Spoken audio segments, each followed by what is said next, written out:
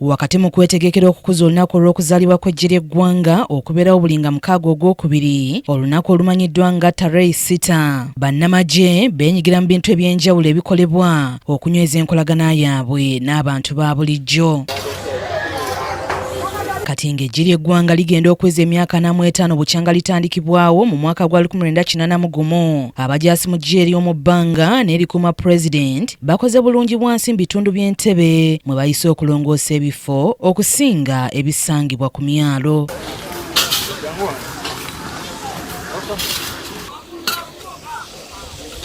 Mu Kitoro market nayo netukirininga yoko netukola na Kiwogo nayo tukozeyo cleaning activities netukola Entebbe Central Market. Emyalo egiganyuddwa mu nteekateeka eno kuliko ogw'Ekigungo, Kasenyi wamu ne Nakiwogo.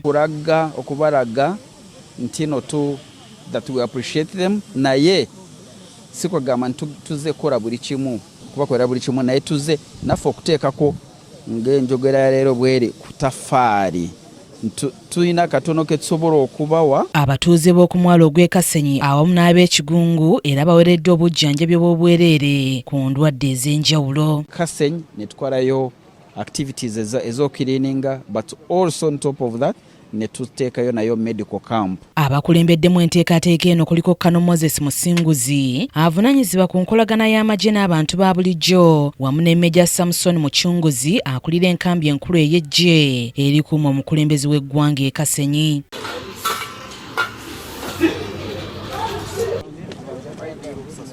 Abamu ku balunnyanja ku mwalo gw'e Kasenyi balaze okusomoozebwa ku basiŋŋaana okwaka abuyonjo ze balina entono, ekintu kye bagamba nti kivaako endwadde buli kadde, so ng'era basabye okubafunira eddwaliro mu kitundu. Bangi tusula nga tukola, abantu bangi Kasenyi emirimu mingi, naye nga tugenda ng'oluusi nga tulyawo ng'oyagala genda kweyamba abantu ne nosanga nga bapama mu buveera yawasa muvera ne babukasuka ogulu w'amabaati, enkuba wetonya gemazzi getulembeeka ate ne tunywa ne tufuna obulwadde. Kya bulwadde badde butusumbuwa nnyo, naye tweyanza nnyo okulanga amagye gaze ne gatukolako. Nze badde sikirabangako nti amagye gasobola okujja ne mu kitundu kati nga kino ne gatukolako. Kusaba eri be bakikwatako batuteremuuko ku malwaliro agayinza okuba nga gatuyamba nga ffe abantu b'e Kasenyi wano kubanga tuyisibwa bubi. Kano Moses Musinguzi ategeezezza nti kino bakikoze olw'okwagala okuddiza abantu nga babawo obujjanjabi awamu n'okulongoosa ebitundu byabwe, ng'era asabye abakuumaddembe okwewala okusika omuguwa n'abantu ba bulijjo nga bakola omulimu gwabwe naddala mu kiseera kino ng'eggwanga lyolekera akalulu. Embeera ey'okulonda twandisabye